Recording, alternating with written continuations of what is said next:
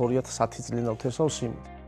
მირჩიეს რა, რომ წელს დამეთესა დეკალბი რა და გამოლოდის მართლა გადააჭარბა რა, არ ველოდებოდი თუ მაგრენი მოსავალი მოვიდა და ძალიან კმაყოფილი ვარ რა, კარგი მოსავალი მოვიდა რა. კარგი კი არა, რავი, საუკეთესო რა, ეგეთი მოსავალი ჯერ არ მომიყვანია არასდროს რა. ჰექტარზე ხა რამოდენიმე ნაკვეთში მეთესა და აი ჰექტარმა ქვემოთ 17 ტონამდე გაასწორა რა.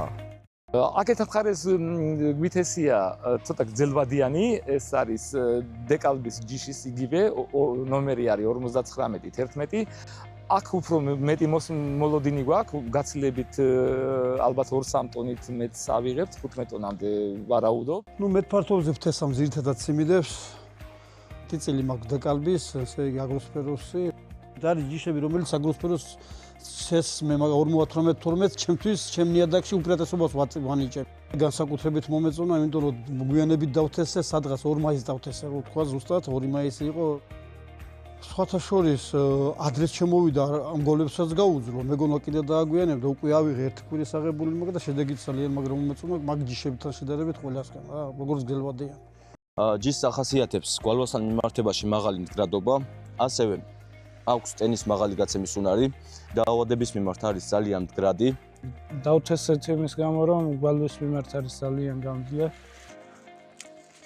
არის ძალიან კარგი მარცვალი, კაროც ძალიან კარგი აქვს და რაც მთავარია, მიუხედავად იმისა, რომ მცენარე არის ძალიან მაღალი, ქარის მიმართ არის ძალიან გამძლე.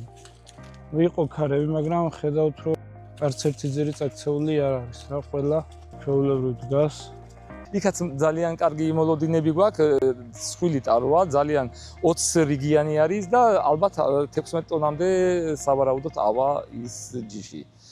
აი საშუალო მოსავალს ვიტყვი მოკლევადიანები 9 ტონაზე ავიდა და გრძელვადიანები 12 ტონანახევრები. მომწონს რა, მდგრადობას კარგი ქონა, გვალვას მაგრად გაუძლო, რო იტყვიან, ნუ ყველანაირად მომეწონა რა. 59-11-მა ძალიან კარგი შედეგი დადო. 1 ჰექტარ ფართობზე ავიღეთ 13 ტონა მურწყავნაკვეთში. მიუხედავად იმისა, რომ გვალვიანი პერიოდი იყო, ძალიან კარგი შედეგი დადო.